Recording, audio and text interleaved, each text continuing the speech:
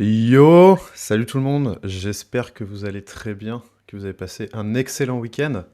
Aujourd'hui on se retrouve pour un nouveau live et on n'est pas tout seul avec Joyce, qu'on est avec Valentin de No Code Factory, qui va nous présenter une app qu'il a fait sur Web et Xano, Cocolids. Si tu veux Valentin, je te laisse te présenter vite fait et parler un petit peu de ce que tu vas me présenter, puis on enchaînera juste après, si ça te dit.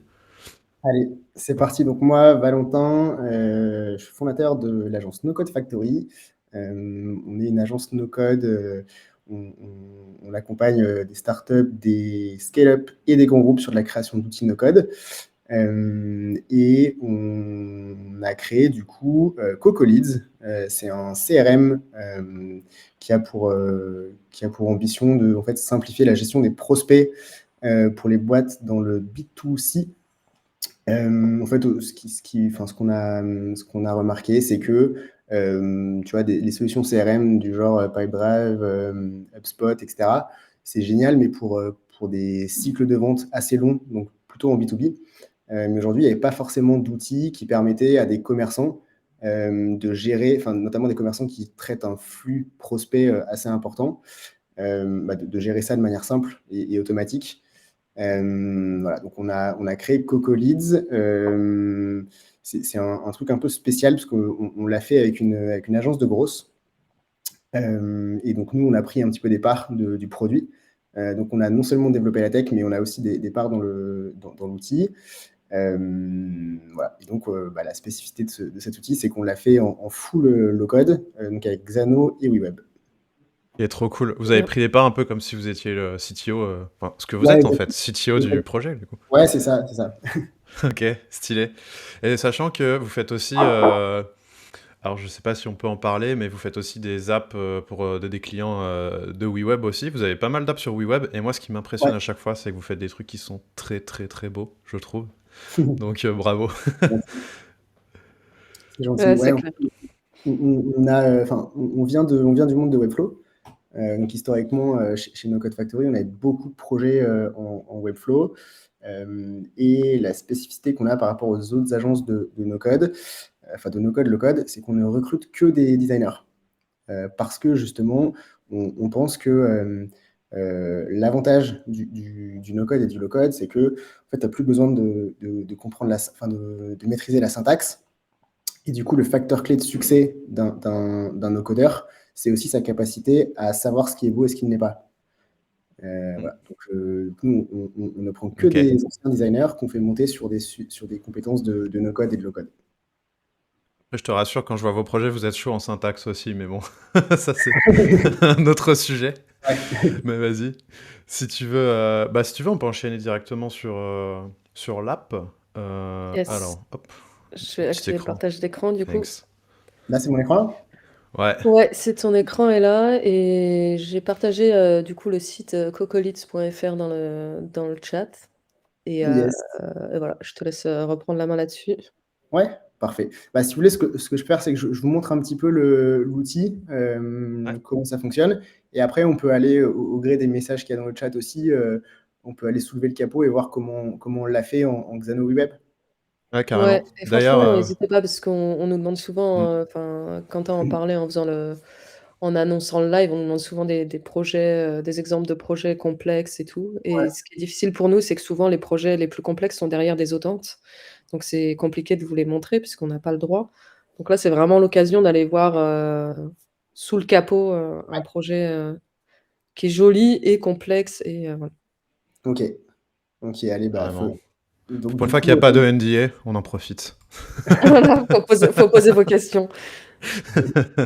ouais, donc du coup, Cocolids, en fait, le but du jeu, c'est de permettre aux commerçants et aux petites boîtes qui traitent un flux prospect important de les centraliser automatiquement dans un seul et même outil pour passer de une boîte mail un peu dégueu avec plein de messages non lus, des messages lus, à un petit CRM un peu sympa, bien foutu et qui centralise automatiquement toutes les sources de prospects. Donc le site web, les landing pages, les Facebook leads, etc. Voilà, quand on va voir dans... Donc ça, c'est la landing page. Et quand on va voir dans l'outil, ce que ça donne... voilà, donc là, on est La sur landing l'outil. page, rendons à César ce qui est à César. La landing page, elle est sur Webflow, il me semble, non? Webflow. Ouais. et OK. elle a été faite en 2-3 coups de cuillère à peau, il y a encore des trucs de template du lorem ipsum qui traînent, Ouais. c'est Mais c'est un la super bon classique. exemple aussi et Mmh. je crois que chez No Code Factory, vous le faites souvent, en fait. Mmh. Le site vitrine où les landings sont sur Webflow, Ouais. les apps sont sur WeWeb avec du Xano, avec Mmh. potentiellement du Node et tout et enfin, c'est un Ouais. bon exemple d'approche modulaire, qui Ouais. fonctionne bien, quoi.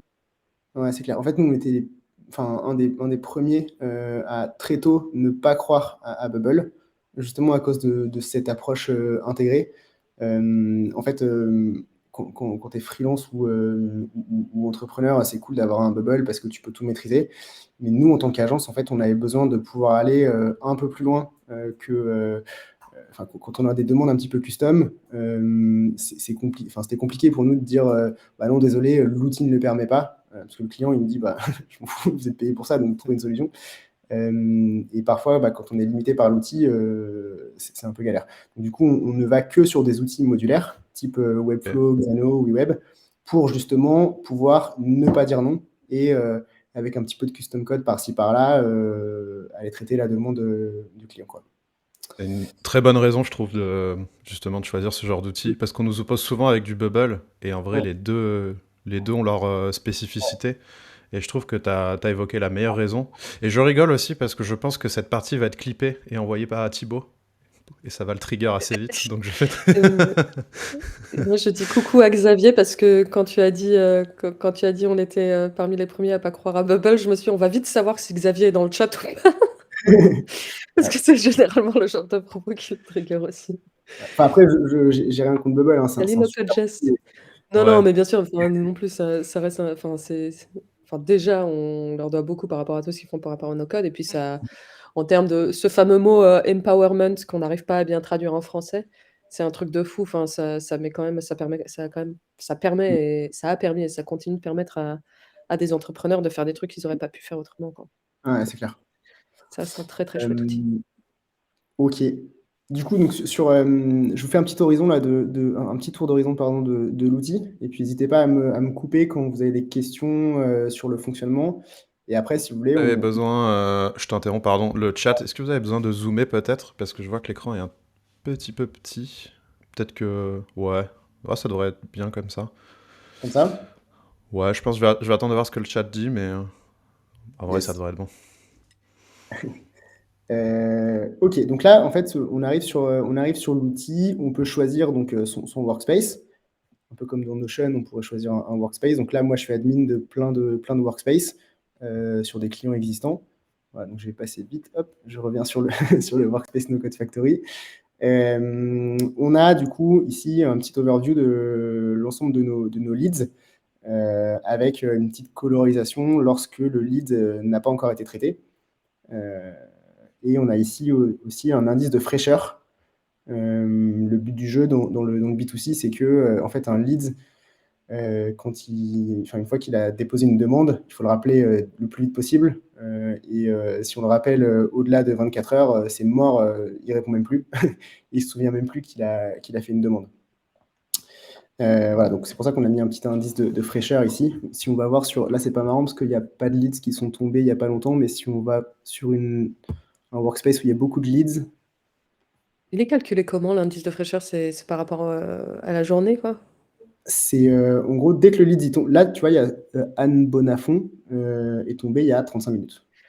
OK, Et après, il y a un petit jeu de couleurs. Tu vois, si on va sur celui-là, qui en a pas mal, il y a un petit jeu de couleurs en fonction de la durée, enfin, du temps de non-traitement. Plus tu as attendu longtemps, plus ça passe en rouge. C'est pour gamifier un peu l'expérience au niveau des commerciaux qui utilisent le CRM. ouais, là, tu sens vraiment que tout le côté B2C de 15 Ouais, heures, c'est déjà orange, quoi. ouais, c'est clair. Et ça, après, enfin, c'est nous qui avons fait la règle et le petit module, donc on peut le changer. Mais ça, Ok, du donc coup, la règle de calcul, vous avez choisi de la faire dans WeWeb ou dans Xano?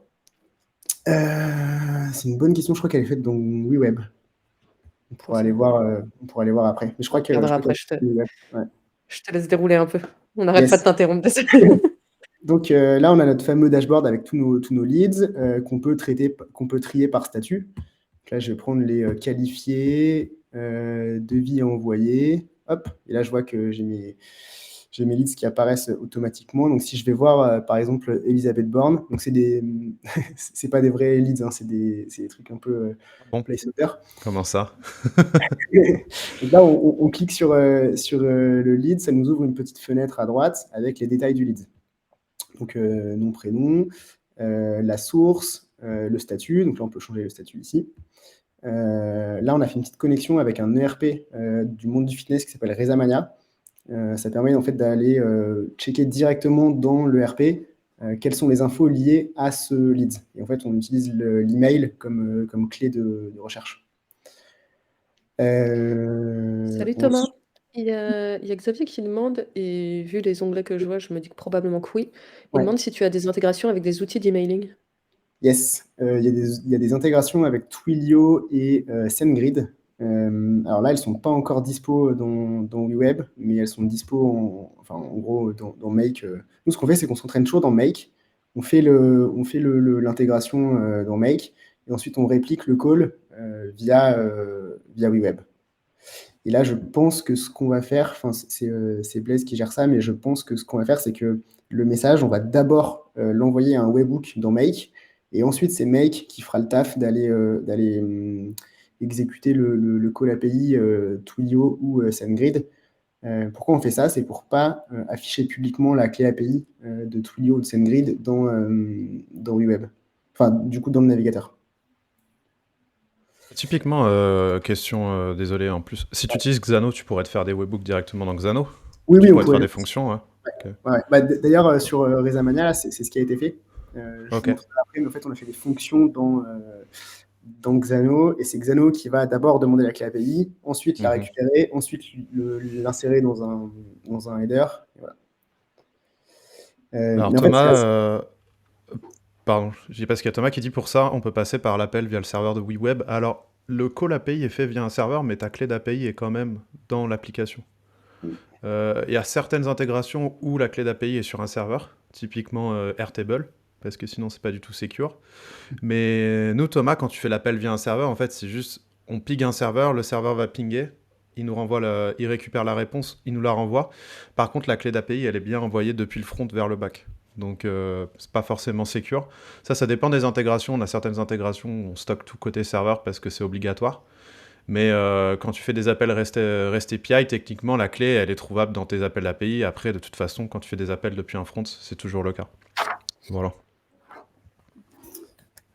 Voilà, donc là, on est sur si je reprends un petit peu sur la présentation de l'outil, on est sur la fiche lead. Donc, on peut rajouter des notes. Hop. Enfin, on peut rajouter une activité, elle va se mettre dans le feed. On peut rajouter un rappel, par exemple, rappeler Elisabeth. Je choisis un créneau. Hop. Par exemple, aujourd'hui à midi ou aujourd'hui à 16h. Je dézoome un peu. Tac. Et quand on clique sur créer le rappel, ça va nous le rajouter ici dans l'historique. Et ça va nous le rajouter ici dans mes rappels et mon calendrier. On ira voir après ce qui se passe dans ces onglets. Et on peut sinon créer un rendez-vous. Donc pareil, hein, si on crée un rendez-vous, ça va s'afficher, enfin le rendez-vous va s'afficher ici dans l'historique du lead. Donc ça c'est tout bête, hein, c'est un call Xano qui crée l'objet, et direct après il y a un workflow qui refetch, je crois, la donnée qu'il y a ici. Ok, bah, hyper stylé. Et ensuite, Oh, la fenêtre qui se ferme au milieu, là, c'était ouais, non, magnifique. Ouais. moi je suis trigger par beaucoup de trucs là, les animations. Le fait que ton drop-down, il y a des petites animations avec des checkbox quand tu mets des Ouais. filtres Ouais. dans le tableau. Ouais, ça, Je sais même pas comment le faire moi-même, donc... ça, on l'a fait en custom. Je pense qu'un jour, on se fera nos propres composants. Enfin, si un jour on peut dans WeWeb, c'est sûr qu'on se fera nos propres composants avec une petite marketplace, un peu comme ce que pourrait faire un FinSuite avec Webflow.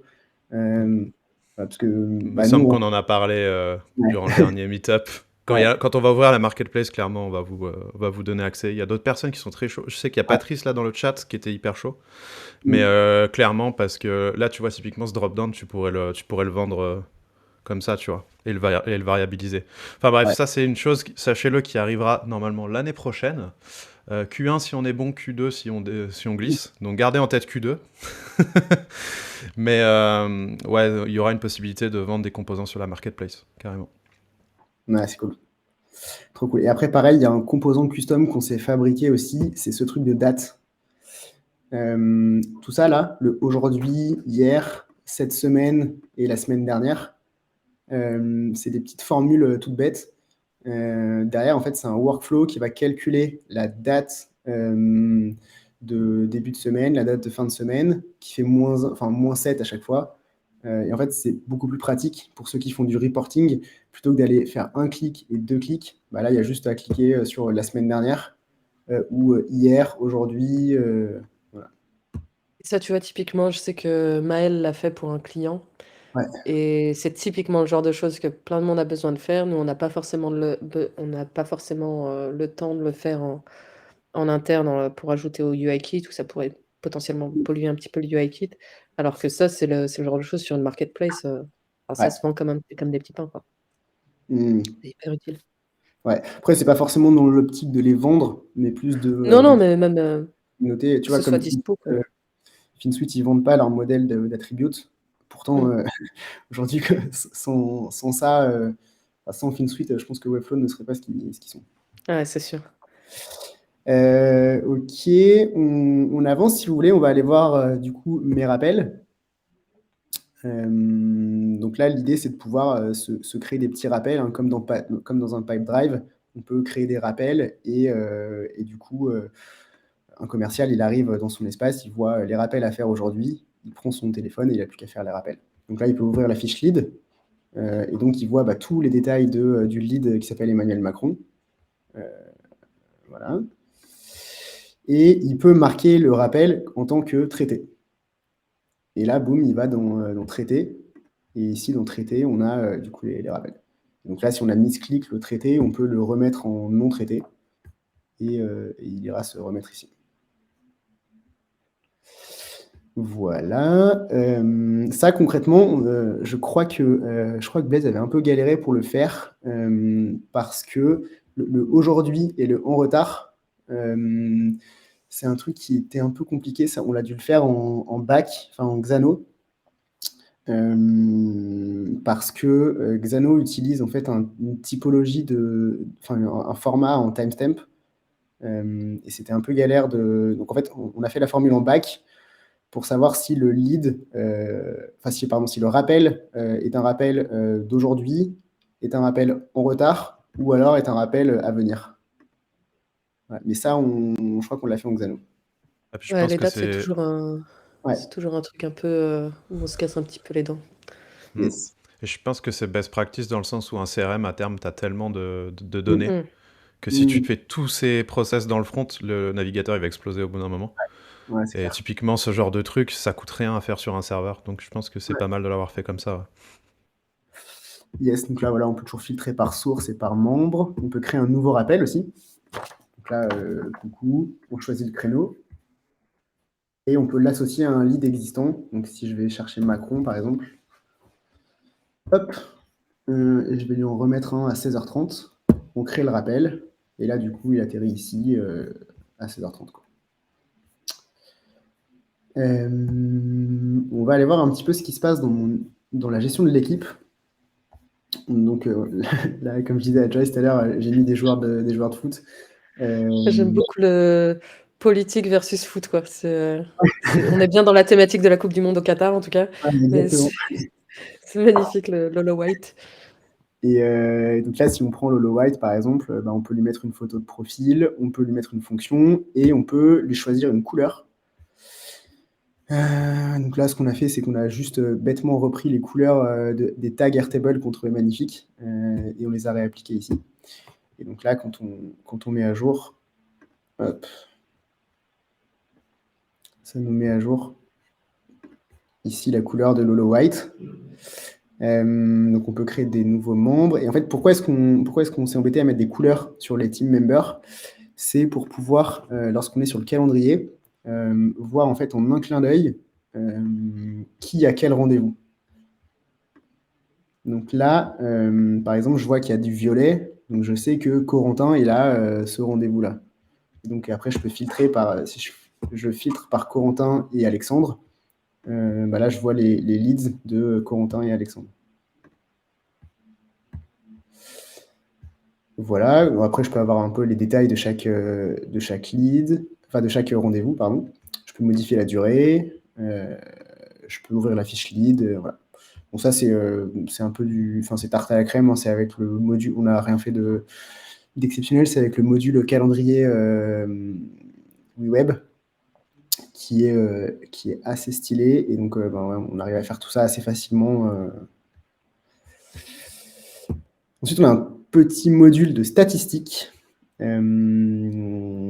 Ça, c'est assez intéressant parce que pour le coup, pareil, je crois que Blaise, il s'est pas mal pris, je sais plus si c'est Blaise ou Valentine qui a fait ça, mais ils se sont pas mal pris la tête sur l'affichage ici du nombre de leads en fonction de la période qu'on sélectionne. Donc là, si on prend du 1er au 30, bah, du coup, ça génère un objet avec l'historique du 1er au 30. Je vais aller prendre un club qui a pas mal de prospects, comme ça on verra un peu mieux. Voilà, et donc en fait, ce qui est pas mal ici, c'est que si on veut regarder sur 7 jours, là, ça nous fait un graphe de 7 jours. Et si on veut regarder sur 3 mois, par exemple, hop, ça nous fait un graphe sur les 3 mois. Et en fait, derrière, c'est dans Xano. En gros, on génère un objet, enfin, on génère une array avec l'ensemble des dates dans un array. Et ensuite, on va itérer sur chaque date et faire un count du nombre de leads qui correspondent aux critères. Et ça sort du coup un objet qu'on donne après en paramètre bindable dans WeWeb. Super intéressant. Il y a Xavier qui demande combien vous êtes à bosser dessus et depuis quand vous faites du WeWeb plus Xano. Alors, combien on est à bosser sur WeWeb on doit être à peu près 6 ou 7. En fait, on a 3 équipes dans la boîte. On a une équipe site web, enfin une verticale site web, une verticale product et une verticale automation. Et en fait, vu qu'on est, vu qu'on est tout excité à chaque fois qu'il y a une nouvelle feature WeWeb, la tribe site web est en train aussi vouloir faire de plus en plus de WeWeb. Donc, on est de plus en plus à faire du WeWeb. Je rigole parce que je vois à chaque fois leurs messages sur. On a un Slack channel avec No Code Factory. Et c'est très cool parce que souvent quand on pousse des features, les premiers à nous envoyer du love, c'est eux. Ce qui est très cool. Et Xavier demandait en combien de temps vous avez fait Coco Leads, typiquement. Alors, on a fait 3 sprints. Coco Leads, on a fait un premier sprint en juillet pour sortir la feature, enfin pour sortir l'ensemble du Xano plus la feature de voir ses leads plus les filtrer. Ensuite, on a fait un deuxième sprint au mois de octobre, ça doit être début octobre, pour sortir la feature de stats, je crois, et de calendrier. Et on a fait un troisième sprint il y a 2 semaines, là, pour sortir les rappels. Et là, le sprint est encore en cours. Et il va y avoir la feature de SMS et d'email directement depuis la plateforme, enfin depuis Coco Leads. Et l'idée, c'est de pouvoir en fait sélectionner des templates. Donc, dans l'onglet préférences, les commerciaux vont pouvoir se créer des templates de messages ou de SMS, enfin d'email ou de SMS. Et derrière, ils n'auront plus qu'à sélectionner un template et ça va se binder en fait avec le prénom et le nom pour envoyer les messages, quoi. On nous demande aussi combien de personnes par sprint et combien de temps un sprint. Un sprint, c'est 2 semaines chez vous? Ça dépend. Ouais. En général, ce qu'on essaie de faire, c'est qu'on découpe en Epic et en User Story. Et en général, c'est un sprint égal une semaine. Ouais. Ok. Et Mais là, bon, là, du coup, c'est sur un Coco peu Leads, différent t'avais parce que combien de personnes? Pardon, vas-y. là, c'est un peu différent parce que vu que nous-mêmes, on a investi dans l'outil, en fait, dès que quelqu'un n'est pas staffé dans la boîte, on va aller peaufiner des petits trucs de design, on va aller se faire plaisir sur telle et telle chose. Donc, c'est assez dur d'estimer le nombre de personnes et de temps qu'on a passé dessus, mais je dirais en moyenne, je pense qu'on a dû passer allez, peut-être un mois et demi à 4 personnes, je pense. Peut-être 3. Ok. Ouais, c'est assez ouf, je trouve, je dois dire. Trop cool. Vas-y, on te laisse continuer. Bordel, lui est superbe. Ouais, après, sur lui, encore une fois, nous, on essaye de jamais développer 2 fois la même chose. Donc, en fait, on s'est constitué toute une base de petits, enfin, un design système du BixUI. Et comme ça, tu vois, typiquement là, mon équipe, source, en fait, on s'embête pas à aller le refaire à chaque fois. On va le piocher dans notre database, enfin, dans notre base de design system. Comme ça, c'est déjà fait. Et derrière, on a variabilisé les fontes, les couleurs, etc. Tu vas être triggered par. Je crois qu'on en avait parlé, mais je vois qu'il y a Flo dans le chat. On taffe sur le système des composants réutilisables, qui seront Ouais. même des composants parents. Tu pourras réappliquer les changements partout. Je pense que ça, vous allez bien kiffer, parce que tu auras même les fonctions dedans, les props, enfin, tu auras tout Ouais, ce c'est que tu cool. veux. Donc, hâte de voir ce que vous allez en faire. Ouais, trop cool. Voilà. Puis après, on a une partie préférence. Voilà, donc là, en fait, c'est ici où on peut se créer nos sources de leads. Donc, si on se crée une source, par exemple, on va se créer une source, je sais pas, live no code. Hop, donc on choisit l'outil. Ah, si on prend Webflow, j'en sais rien, Twitch.com.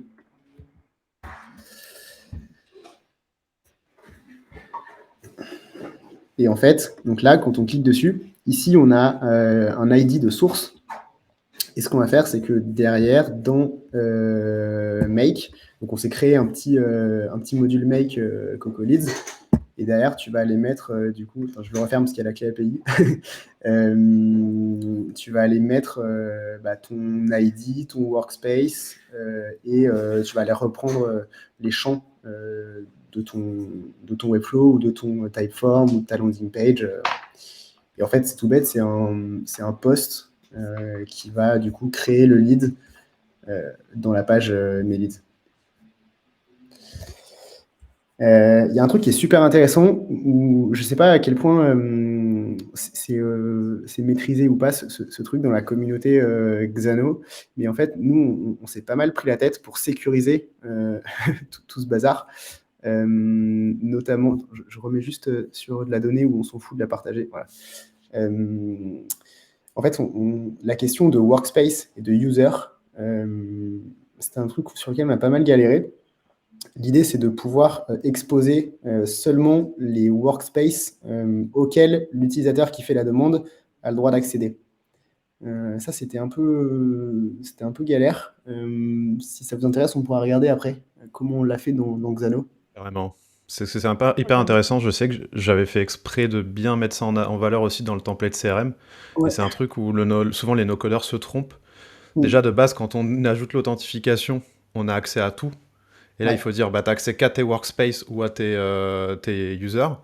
Et accessoirement, la clé de l'utilisateur, il faut surtout pas l'envoyer en paramètre de la requête. Il faut utiliser le token d'authentification qui est dans les headers. Parce que si vous envoyez une clé en requête, si quelqu'un change la clé, il peut se faire passer pour n'importe qui. Donc ça, ouais, si t'as des exemples. Je sais que si les gens cherchent dans le template CRM et vous pouvez copier le snippet Xano, c'est vraiment configuré pour que vous ayez accès qu'à votre donnée. Et on peut pas changer le token. Je renvoie un lien dans le chat du replay d'un live qu'on avait fait avec Flo, où il parle de comment sécuriser, enfin comment créer une app secure et qui scale, avec notamment les exemples Xano. Il n'y a pas l'exemple du workspace, mais en tout cas, il y a cette logique de comment ça marche et comment sécuriser.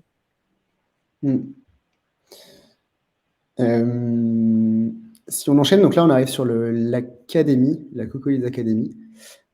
Je vous montre parce que c'est un petit truc, pareil, je ne sais pas à quel point c'est connu ou pas, cet outil-là dans la communauté NoCode. C'est un outil qui s'appelle Embed Notion, et c'est ultra, ultra pratique. Ça permet en fait, d'exposer un Notion directement dans un outil.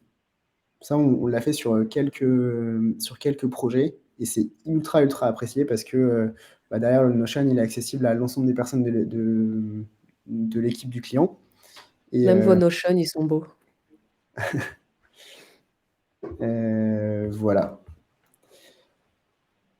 Ah oui, peut-être un autre truc aussi que je vous ai pas montré, c'est dans la partie statut.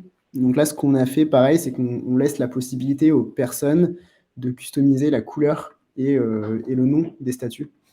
Donc là, si je mets à relancer impérativement, hop, derrière, je peux choisir. Alors, là, c'est pas très beau.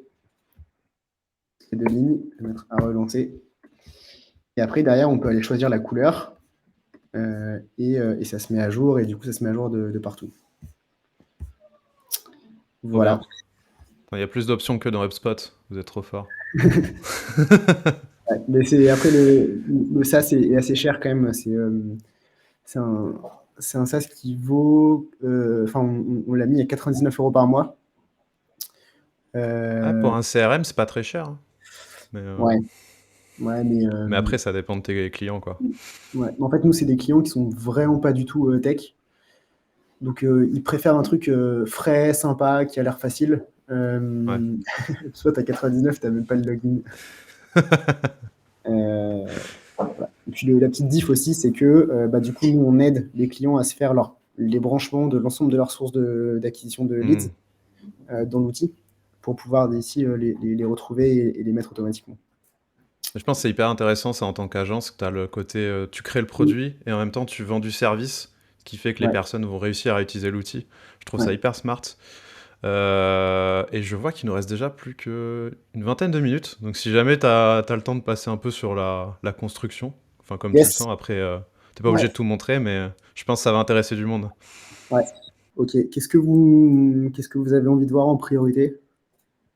Envie de voir les gens, allez voter. Vous voulez voir, parce que j'ai l'impression qu'il y a du data grid, il y a du chart, il y a du calendar, tu nous as un peu tout mis dans le projet, ça fait plaisir d'ailleurs. Il manque plus du Mapbox. Et d'ailleurs, Mapbox. La semaine dernière, on s'est tapé une excitation générale au bureau quand on a vu le plugin.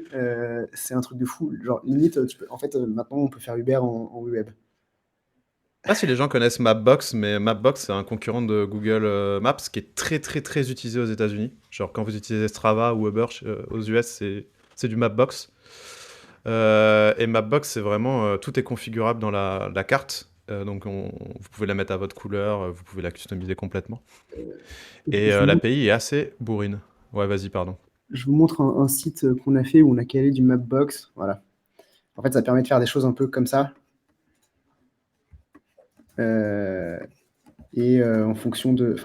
c'est vraiment un outil pour faire des cartes ultra, ultra, ultra sur mesure et de tout customiser, les couleurs, les curseurs, tout quoi. C'est juste incroyable cet outil.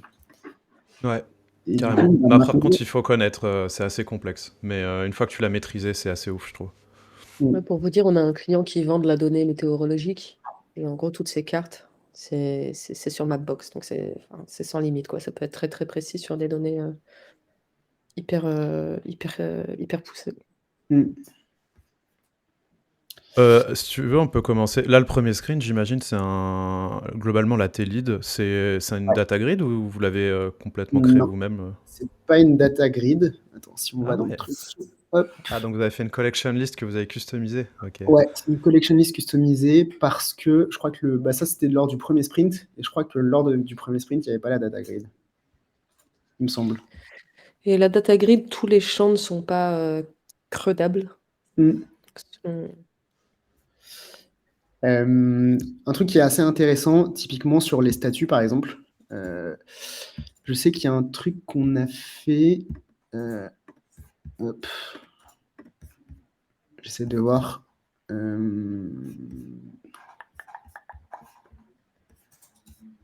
Si je vais voir les outils. En fait, pour qu'on n'ait pas un temps de chargement énorme. Alors là, forcément, l'effet démo, quand je clique, il se passe rien. Clique sur Edit Formula. Ah ouais, non, c'est peut-être que c'est un peu lent. Ouais. Hop. ça Ah, refresh. Non, typiquement, t'as ce qu'on a cassé fait WeWeb. pour pas on a cassé le web.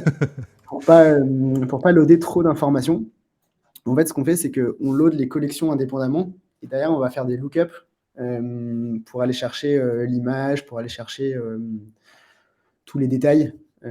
Ça évite en fait de charger l'image n fois. On la charge une fois et après, on va faire un lookup dans la collection. Ouais, c'est fort. Tu vois, quand tu dis que vous avez que des designers et que vous faites pas de la logique, ça, c'est typiquement de la logique. C'est un truc Ouais, de voilà. dev, de pas charger 15 fois la même donnée. Et Mhm. je trouve ça hyper intelligent. D'ailleurs, c'est une très belle utilisation de la fonction lookup parce qu'on nous demande souvent à quoi ça sert. Mais en vrai, j'adore ce mindset de tu refais pas deux fois la même chose, tu recharges pas deux fois la même donnée et tu vas la chercher. Ouais. C'est hyper intelligent. Enfin, bravo. Après, je t'avoue que là-dessus, c'est aussi Damien chez vous qui nous a conseillé, vu qu'on avait un nombre de données important à charger, il nous a Hmm. dit attention, la best practice, c'est surtout pas. Enfin, donc nous, on a appliqué bêtement ce que nous a dit Damien, mais faut rendre à César ce qui appartient à César. Qu'est-ce qu'il est fort, ce Damien. Ouais, grave. Voilà, donc là, en fait, ce qu'on fait, c'est que bah, typiquement, on a une collection list qui va afficher l'ensemble des leads. Donc, si on va voir un peu dans les collections, nous, on aime bien travailler avec des emojis pour se représenter les objets et voir rapidement, parce que sinon, rapidement, on se casse les yeux en fait sur des textes. Et donc, on aime bien mettre des emojis. Par exemple, tous les events, c'est des petits drapeaux. Tous les leads, c'est des petits muscles. Toutes les sources, c'est des piles. Et comme ça, c'est une best practice qu'on a mis en place en interne. Comme ça, rapidement, on va chercher les bons objets et on se casse pas les yeux sur lui.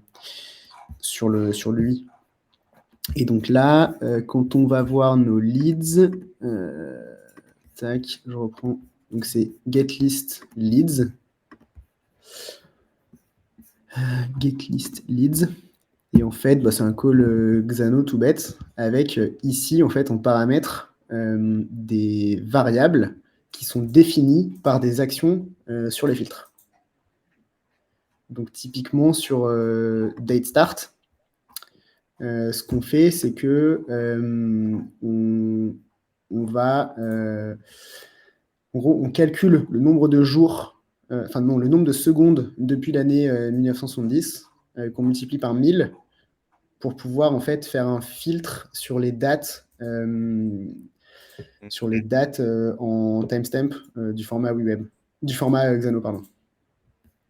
Est-ce que les dates de Xanos, c'est des timestamps Unix, si je me souviens Ouais. bien? Ouais, ok. Ouais. On a des fonctions pour les parser, mais on est en train de travailler là-dessus pour que dans tes collections, tu puisses même faire des filtres front ou back, où tu puisses comparer deux variables entre elles. Donc typiquement, si tu voudras refaire ça plus tard, tu pourras directement utiliser la fonction parseDate et comparer ta colonne et ta valeur. Mais c'est ultra intelligent comment vous l'avez fait. Et ce qui est très cool, là, ce qu'on voit, c'est que c'est des paramètres, donc tous les filtres sont faits côté back. Ouais. Donc c'est vraiment best practice. T'as pas 15 tonnes de données dans ton front que tu filtres. Là, c'est vraiment, tu récupères uniquement ce dont tu as besoin à un instant T. Donc je trouve ça... Enfin, franchement, là, il y a tout qui est best practice. C'est assez beau à voir. Et après, on a aussi un petit... ça, je ne vous ai pas montré non plus, mais on a... Hop, là, si on met, par exemple, Emmanuel, on devrait avoir Emmanuel Macron. Ouais, et ça, pareil, c'est là-dessus... merci, Damien, parce qu'on avait un énorme problème de performance. En fait, on avait mis cette collection-là avec un fetch automatique et pas un fetch manuel. Et du coup, quand on écrivait, du coup, le fetch, il se faisait tout le temps et ça faisait cracher l'éditeur et le Ouais. projet. Donc en fait, ce qu'on a fait, c'est que hop, on a créé un call juste pour ça, un call API juste pour ça. Et ici, il y a un workflow on change qui s'assure qu'il y a minimum 3 caractères dans la recherche pour pas sursolliciter le bac. C'est pas un champ search d'ailleurs? Si, c'est un champ search. Ce que tu peux faire aussi, c'est que tu peux mettre un debounce. Je pense que vous l'avez fait. Où en gros, le workflow s'exécute tous les X millisecondes pour éviter de faire un fetch à chaque fois que tu as un changement. Et du coup, il va attendre par exemple une demi-seconde Mm. ce qui se fait beaucoup aussi en dev. Je crois que tu l'as dans les options du search. Mais bon, si ça fonctionne, parfait. Ouais, ok. Faudrait que je demande à Blaise s'il l'a fait ou pas, le debounce. Ah oui, il y a un autre truc aussi qui est intéressant. On a faké le real time. En fait, en Xano, on peut pas avoir la même chose qu'avec Supabase où il y a des espèces de sockets qui rafraîchissent dès qu'il y a une nouvelle entrée dans la base. Et ça, c'était un peu pareil, c'était un peu chiant parce que on a tout buildé sur Xano et on s'est rendu compte qu'en fait, on pouvait pas rafraîchir, enfin refetch dès qu'il y a un nouveau lead dans la database. Donc là, ce qu'on a fait, c'est une petite filouterie. Hop, dans les workflows, il y a un workflow qui s'appelle permanent refresh. Donc en fait, onload, on exécute le permanent refresh. Et le permanent refresh, ce qu'il fait, c'est qu'il boucle sur un tableau avec, je crois, 360 valeurs. Et toutes les 30 secondes ou toutes les 15 secondes, je ne sais plus, il va refetch la donnée. Ce qui fait que les commerçants qui mettent le CRM en fond d'écran de leur ordi, en fait, en un clin d'œil, ils peuvent aller faire autre chose. Et en un clin d'œil, quand il y a un nouveau lead qui arrive, bah, boum, il arrive tout en haut. Il n'y a pas besoin de rafraîchir le navigateur pour avoir la nouvelle donnée, quoi. Et ça, vous l'avez fait comment? Parce que l'action set interval n'est pas encore sortie. Du coup, ce qui Ouais. serait un bon use case, donc vas-y. Si je vais voir Je trouve ça. permanent refresh. Donc, Ah, tu mets un permanent time delay, tu mets une for loop. Ok. Putain, ouais. j'adore comment vous faites les trucs. C'est hyper hackish et en même temps hyper smart. Enfin, je trouve ça, c'est passionnant. En fait, bah ouais, mais en fait, tu sais, par rapport à ce qu'on disait tout à l'heure, nous, vu qu'on ne recrute que des anciens designers, on n'a pas le biais de comment aurait fait un dev. Donc, on Mm. essaye de filouter avec l'outil pour faire ce qu'on a envie de faire. Et donc, on n'a pas ce biais de comment aurait fait un dev. Donc, on essaie de se démerder un peu avec ce qu'on a, quoi. Et parfois, c'est pas Et puis possible. ça fonctionne. Tant que t'as pas des milliers d'utilisateurs, ça fonctionne. Après, quand Mm. on aura un peu plus, Ouais, je pense que ce faudra voir truc-là, si ta base explose pas, tu vois. il est un peu cracra, ce truc-là. Mais bon, d'ici là, vous aurez sorti la feature, donc je me fais pas de soucis. Très bonne réponse. Euh, Qu'est-ce que je voulais vous... Peut-être qu'on peut voir un peu le Xano aussi, parce que c'est ça qui est intéressant, notamment le Xano de la partie stat. Je trouve il est intéressant à voir. Moi, je veux juste voir un truc avant Xano, s'il y a moyen. Les couleurs, là, pour le nombre de minutes et le nombre d'heures, tu sais, pour la fraîcheur. Parce que ça me Yes. trigger. Je veux savoir comment t'as fait ça. Alors, je sais pas comment ils ont fait ça, mais on peut regarder. Donc, il y a une div. Ouais. Il y a 4 donuts. Donc, à mon avis, ils ont géré ça avec un affichage conditionnel. Ok. Ouais, selon le temps qui reste, t'as la Ouais. couleur qui est. Donc, ouais, effectivement, là, il y a un display. Ils regardent Mhm. si la comparaison de la date. Ok, d'accord. Ok, en fait, ils ont converti chaque. Il y a 4 couleurs possibles. Il y a le jaune, le orange, Mm. il y a le vert, le jaune, le orange, le rouge. Et en gros, si on est à moins de 180 minutes, alors c'est en vert. Ouais. Sinon, si on est entre 180 et. Après, ça, c'est des limites, mais en gros, c'est selon la limite, t'affiches un élément ou l'autre. Exactement. Et après, la couleur, c'est pareil. Ok. Là, par exemple, si. Alors, j'ai pas envie de tout péter, mais si je fais CTRL-A, CTRL-C, unbind, voilà. Là, il y Ok. a les. Ok. Donc, en fait, on a Non, 4, mais trop un cool. affichage conditionnel. Euh, Pourquoi ils l'ont pas fait? C'est une bonne question. Il faudrait que je demande pourquoi est-ce qu'ils n'ont pas géré ça avec un seul élément et une couleur conditionnelle? Parce que ça, on aurait pu le faire À comme ça. mon avis, c'est pour c'est pour la bordure, mais je suis Ah, pas sûre. peut-être. Mais Ah, je parce suis que en train de me dire, enfin, franchement, c'est trop chouette là, tout ce qui a été fait, le petit axe d'amélioration, je pense, sur le long terme, ça sera d'utiliser les formules, enfin, d'utiliser les formules et les global workflows ouais, pour, euh, pour pouvoir scaler et du coup, quand vous faites une modif, la faire à un seul endroit et que hmm. Je crois qu'il y a ça fasse dans les pas. formules, j'ai regardé un peu tout à l'heure Ah, il y en a pour quand même, quelques-unes. dans les formules stylées, il y a notamment les start of day et start of week Hmm. pour en fait, trouver tu mets une date et ça te dit en fait la date. D'ailleurs, il n'y a même pas d'input. Ça te met juste le début de cette semaine. Et du coup, je crois que c'est utilisé pour ce workflow-là, dans le semaine dernière et cette semaine. Voilà. C'est les fonctions qu'on devait utiliser pour notre prochain live, donc je vais clairement les copier, si ça te dérange pas, pour faire notre date picker. J'avoue. En tout cas, je pense que ça va trigger du monde aussi si on a le temps de faire un tout petit tour sur Xano aussi, parce que c'est nos copains, grave. Xano, on les aime bien. Waouh, et là, t'as un bon modèle de données déjà de ce que je vois. Ouais, donc en gros, le cœur du réacteur, c'est les workspaces.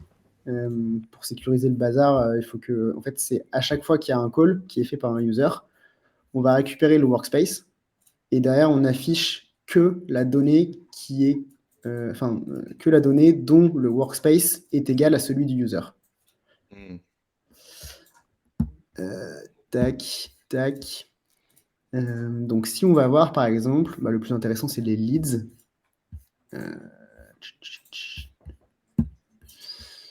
Et si on va voir ici les calls qui sont faits, on peut aller voir la partie, si vous voulez, pour générer en fait le graphe. Peu importe la durée, peu importe la date de début et la date de fin, ça calcule le nombre de jours entre les deux. Et derrière, ça va louper sur le tableau. Tac, tac, tac. Je pense, Xavier, juste il y a une question parce qu'il nous dit c'est un workspace par user. J'avais compris qu'il pouvait en avoir plusieurs. Si je me trompe, non, tu peux avoir plusieurs workspaces. Ouais. Mais du coup, en tant que user, tu peux accéder qu'à tes workspaces et ensuite tu pars de ton workspace pour accéder au lead. Si je me trompe pas. Ouais, c'est exactement ça. Mais du Ok. coup, la partie sécurisation, elle a été faite. En fait, on a fait une fonction pour ça. Hop, pour pas avoir à refaire le truc à chaque fois dans Xano. Il y a une fonction qui doit s'appeler scope authent. Et en fait, la fonction, elle va récupérer, en fonction du user et du workspace, elle va récupérer le user, elle va aller boucler sur tous les workspaces du user, et derrière, on va s'assurer que le workspace qui a été demandé, enfin qui a été requêté, fait bien partie de la liste des workspaces pour lequel le user a le droit de requêter. Ok. Et sinon, on dit scope authorized, sinon on n'a pas le droit de... Et là, le user, tu le récupères de l'authent, du coup, j'imagine. Genre du header. Ouais, off ID. Donc ça, Ouais. c'est ce dont on parlait tout à l'heure. Ça, c'est la manière vraiment sécurisée de gérer WeWeb et Xano. Parce que les utilisateurs vont pas pouvoir se faire passer pour un autre, typiquement. Et le token, il est géré automatiquement par WeWeb quand vous utilisez le login et le sign-up Xano. Nous, on l'envoie dans toutes les requêtes. Donc, vous n'avez même pas besoin de vous embêter avec ça. Tac, si je retourne sur les leads. Nous, ce qu'on voulait, c'était l'historique. Tac. Donc là, en fait, ce qu'on fait, c'est qu'on récupère la donnée du user 1. D'ailleurs, là, ce truc-là n'est pas sécurisé. Il manque la fonction, justement, qui définit le scope. Et en fait, Tu vas te faire hacker dans 2 minutes, fais gaffe. Ils regardent tous, là. Là, s'il y a des gens de chez nous qui nous écoutent, en top prio, il faut sécuriser ce workflow-là. Enfin, ce call. Donc, du coup, ouais, en fait, on crée une variable qui s'appelle l'époque day qui calcule, le nombre de jours qui s'est passé entre le début de la range et et le 1er janvier 70. Et pareil avec le dernier jour. Et ensuite, on calcule une range en faisant le dernier moins le premier. Et ensuite, on loupe autant de fois qu'on a de lignes dans notre arrêt. Et derrière, du coup, on a un query all où on va aller compter le nombre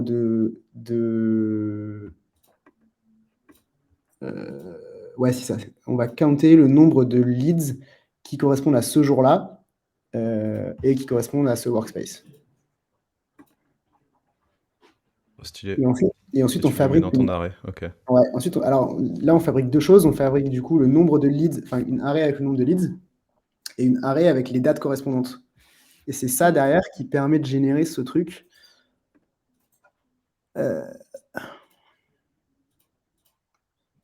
Dans les stats, en fait, on a juste bêtement donné à manger au module chart. On lui a donné à manger dans label, les labels. Et dans dataset, bon là, c'est nos petits trucs de style pour faire, pour faire joli. Et là, on lui a directement donné, du coup, la variable data, enfin le tableau data mappé sur les leads. Parce qu'on voulait que le nombre de leads. Alors ça, si vous vous demandez pourquoi il a fait ça, justement, c'est parce que nos charts dépendent de Chart.js. Je vais renvoyer la doc. Et du coup, Chart.js attend ce format de données. Et c'est vrai qu'on a souvent des messages du style je peux pas changer ce format. Mais ça, c'est une manière très intelligente de le faire parce que nous, après, on est dépendant aussi de librairies qui attendent un format spécifique. Et on a tout un travail du UX sur lequel on a commencé à travailler où on essaye de vous montrer aussi quel format attend chaque librairie parce que typiquement, quand vous utilisez Stripe, Mapbox, Chart.js, vous êtes dépendant de leur API. Et du coup, il faut leur donner de la donnée qui a le bon format. Ce qu'a fait exactement Valentin là pour Chart.js. Node.js que vous pouvez aussi utiliser en mode no-code, parce que là, du coup, là, c'est un mode code où on passe les options. Mais il y a un mode guided Mm. Il y a un qui truc, fonctionne bien. il y a un truc qui est très stylé aussi, c'est ce petit fil de options là. Ouais. Je crois que c'est Valentine chez nous qui vous l'avait demandé. Ouais. Et vous l'avez sorti dans la dernière release et c'est grave cool parce que Ouais. du coup, on peut customiser un petit peu tout ce qu'on veut mettre autour. Par contre, il y a un bug, c'est que quand on ne met rien, en fait, il nous met une légende. Donc, du coup, il faut aller le binder à un truc vide. Voilà. Ah, C'est c'est bien, c'est moi qui intéressant ai fait parce la que dans QA et le... il y a Flo dans le chat, je vais me faire engueuler. Donc, c'est pas très gênant. Et ouais, Hein. dans le mode no-code, il y a l'option d'enlever la légende, mais du coup, pas dans le mode advanced. C'est rigolo. Et il y a Parce qu'il juste... faut que tu le mettes en option, justement. Il Bah faut que ouais. tu mettes les gens none, par exemple. Ah, aussi, on Mais peut je sais faire ça, plus. là. Non, si tu veux pas la légende, mais ça, il faut aller regarder la doc de Chart.js. Il faut que tu mettes legend. En fait, il faut que tu crées un objet et que tu mettes legend false. Et typiquement, le mode guided, c'était un peu Un petit une peu chiant. interprétation des options. Et maintenant, le mode option, c'est vraiment faites-vous plaisir. Mettez l'objet que vous voulez, tu vois. Mm. Et il y a Xavier, peut-être pour terminer, qui demande comment vous avez géré le rangement de vos endpoints. Tu Euh, demandes dans Xano, j'imagine, parce que dans WeWeb, on a vu qu'en gros, c'est des emojis. En fait, sur Euh, WeWeb, il y a deux règles. C'est on dit soit getList, soit getSingle. Comme ça, on sait si on ressort un tableau ou si on ressort un objet. Et après, qu'est-ce qu'on va chercher? C'est donc avec les emojis. Comme ça, on sait que, par exemple, sur les leads, c'est le muscle. Donc, on sait que là, on traite des leads. Ah oui, non, pardon, il y en a trois. Il y a getSingle, getLeads et getStats. Et là, typiquement, c'est mal. Enfin, il y a quelqu'un qui a mal fait son taf parce que get single leads, il n'y a pas l'emoji. Voilà. Donc, Blaise, Est-ce si que tu tu veux nous écoutes. dénoncer cette personne? Non, non, non. Mais en fait, ça, c'est super pratique. Et en plus, c'est Blaise qui a trouvé cette méthode. C'est super pratique parce qu'au moins, en 2 secondes, on peut retrouver Enfin, on sait de quoi Ouais. on parle. Et après, sur le rangement dans Xano, alors là, c'est le bordel. Typiquement, sur leads, c'est mal rangé, ouais. C'est mal rangé dans Xano, par contre.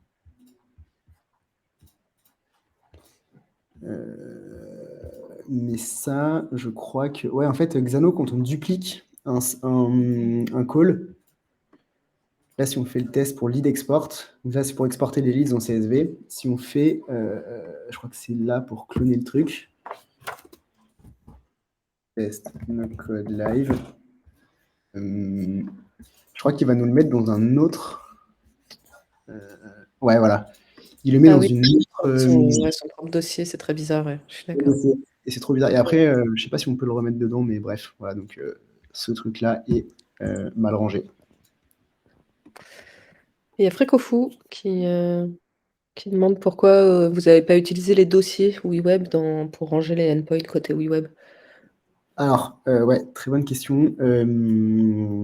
Pareil, ça c'est Blaise qui a trouvé la solution. C'est qu'en fait, tu vois, si on a des dossiers, admettons là, on veut le binder, genre statistique, on veut le binder. En fait, si tu as des dossiers, du coup, tu es obligé de faire un clic en plus. Tu es obligé de faire tac pour après aller chercher ta collection. Alors que quand tu le fais là, tu as juste à faire un hop, tu recherches. Alors, ouais, moi je recherche toujours ici alors qu'il faut rechercher là. Là, pardon. Du coup, tu mets ton emoji et boum, tu as tous les endpoints liés à ton objet. Donc c'est plus simple. Voilà. Yes. Merci pour ce ticket qui vient d'être créé dans ma tête du X, qu'on va faire. Parce que clairement, oui, Ouais. il y a des endroits où la recherche, il n'y a pas les dossiers aussi. Et il y a un truc qu'il faut qu'on fasse dans le Data Explorer, mais je crois que c'est plus de taf que ce qu'on voulait, c'est que ça reste ouvert sur le dernier tab que tu as ouvert et le dernier sous-dossier. Mmh. Parce que même nous, en interne, recliquer pour rechanger de tab, pour remettre le bon truc, à la longue... Mais on a pas mal de taf encore à faire là-dessus. Mais ok, hyper On intéressant. Mais je crois qu'on est arrivé au bout, non? Je sais pas s'il reste des on questions. est Si Si le vous chat avez a encore des questions.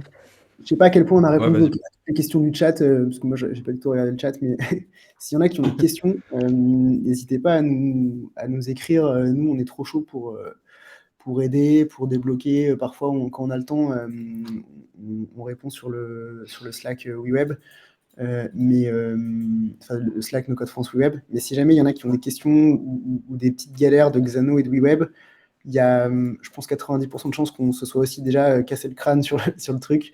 Donc, si ça peut faire gagner du temps, n'hésitez pas. Hein. Il y a Thomas qui demande si vous êtes sur Twitter et il y a Mathieu qui vous propose de faire une formation WeWeb en français à la No Code Factory. Moi, je serais pas contre perso. Bah Mais ouais, s'il y avait plus de 24 heures dans une journée, clairement, c'est ce qu'on fait. voilà, c'est ça. Pour le moment, il faut qu'on priorise, donc on ne l'a pas Bien encore fait, sûr. mais ouais, bien sûr. Hmm. En fait, il y a tout à faire du sol au plafond avec WeWeb, donc oui, il faudrait qu'on le fasse, ouais. Mais il nous manque clairement du temps et des talents. Et vous êtes sur Ouais, Twitter? puis... Non, on n'est pas sur Twitter. Honnêtement, on n'est déjà même pas sur LinkedIn, donc enfin, on n'est pas assez sur LinkedIn. Il faudrait Donc qu'on Slack No Code France pour vous contacter, c'est le mieux. Ouais. Pour la formation, on rappelle, il y a l'académie nous qui est en cours, elle a une nouvelle user docs. On travaille dessus avec Joyce, ça arrive. On sait que ça prend du temps, mais ça arrive. Normalement, on va mettre en prod les nouveaux user docs cette semaine ou semaine pro, je sais plus ce qu'on s'était dit, cette semaine, il me semble. Déjà, ça aidera. Et l'académie, on veut justement un peu apprendre les concepts, parce que là, ce que tu as montré, il y a énormément de concepts de design ou de logique. On dit que c'est pas dev le no-code, mais là, c'est exactement des concepts de dev. Donc, c'est des trucs qu'il faut un peu comprendre et internaliser avant de pouvoir les réutiliser. Et ça, on va essayer de vous le faire apprendre avec l'académie, qui sera en anglais, par contre. Mais peut-être que ça pourrait être un point de départ pour que, je sais pas, si d'autres agences ou des personnes veulent faire plutôt des formations francophones. Mais du coup, ça arrive, vous inquiétez pas. C'est promis. Et je crois qu'on est bon. Bah, merci beaucoup, Yes. Valentin. C'était assez ouf, Merci beaucoup. franchement. Bah, Et merci au Très chat. bien. Bah du coup, on se retrouve la semaine prochaine. Nous, on va continuer notre app où on va s'inspirer de Rally, qui est l'alternative à Doodle, où du coup, je vais copier-coller tes fonctions de gestion des dates, Valentin. Voilà. Le no-code, c'est copier-coller des trucs. avec plaisir. Bah, merci. Salut Ciao tout le monde. Merci. On va mettre des petites erreurs dans les formules pour voir si. Vas-y, ouais, pour voir si je réfléchis ou pas. Pour On va mettre saboter le live. un peu de méthylène. Vas-y. Ciao tout le monde. Ciao. Salut.